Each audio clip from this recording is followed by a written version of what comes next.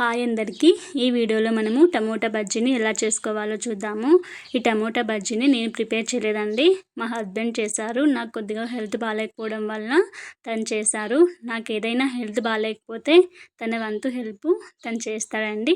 ఇక ప్రాసెస్లోకి వెళ్ళిపోతే ప్యాన్లో ఆయిల్ వేసుకొని తర్వాత అందులో 4 లేదా 5 వెల్లుల్లి వేసుకోవాలి. తర్వాత అందులోనే పచ్చిమిర్చి, ఆనియన్స్ కూడా వేసుకొని ఇవన్నిటి కూడా మగ్గే వరకు, అంటే గోల్డెన్ కలర్ వచ్చే వరకు కొద్దిగా వేయించుకోవాలి.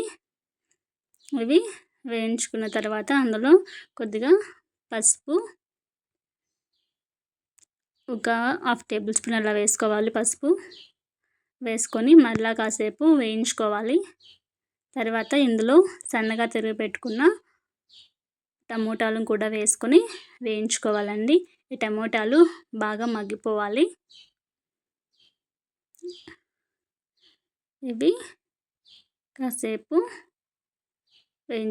వేసుకున్న తర్వాత బాగా మగ్గే వరకు గరిటతో వేయించుకోవాలి. ఇలా వేయించుకున్న తర్వాత ఇందులో కల్లుప్పు వేసుకోవాలండి. కల్లుప్పు వేసుకుంటే త్వరగా మగ్గిపోతాయి టమోటాలు అనేవి. ఇలా మగ్గిన తర్వాత ఇందులో కొద్దిగా ధనియాల పొడి, కొద్దిగా కారం పొడి వేసుకొని కొద్దిగా గరం మసాలా కూడా వేసుకోవాలండి. టేస్ట్ మాత్రం చాలా బాగుందండి టమోటా బజ్జీ. వీడియో నచ్చితే లైక్ చేయండి, షేర్ చేయండి అండ్ సబ్స్క్రైబ్ చేసుకోండి. Thanks for watching.